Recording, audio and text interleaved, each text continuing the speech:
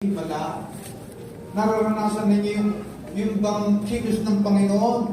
And din yung kilos ng Panginoon, pero pagka nabaling saglit ang isip, biro nyo, lumulubog ka ka. Pwede rin bang mangyari sa atin yun? Katatawag mo sa Panginoon, tinugod ka ng Panginoon, and then dumating kagad ng trouble, bigat na uli ang itik-tik, bigla na naman lulubog kami yung buhay. Nangyari ba yan? Katatapos mo makita yun yung pala ng Panginoon. Nasasamba mo lang sa Panginoon. Naranasan mo kanyang presensya. Pag-uwi mo ng bahay, sinalubong ka ng trouble. Sabi niya, mababaling ang iyong isip. Pag-iinat, tuwan-tuwa ka sa Panginoon ngayon. Tungkot na lungkot din ba ngayon? Bakit nabaling na kasi ang iyong isip? Nakita mo na ngayon ng trouble ulit. Anong gagawin? Lord, save me!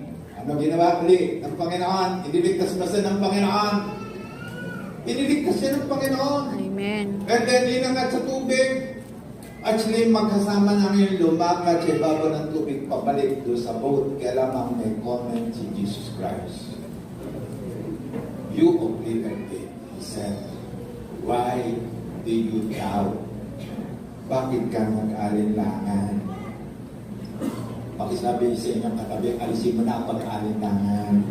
Alisin mo na pag-alinlangan. Ikatatanggap ko lang ng blessing, pagkatapos nag-aalinlangan ka na kaagad. Diba? Ang pangit naman nun. Blessing. At alam niyo naman kailangan, hindi pa kasi natututunan ni Peter ang magiging prayerful. Amen. Pangalawang sitwasyon.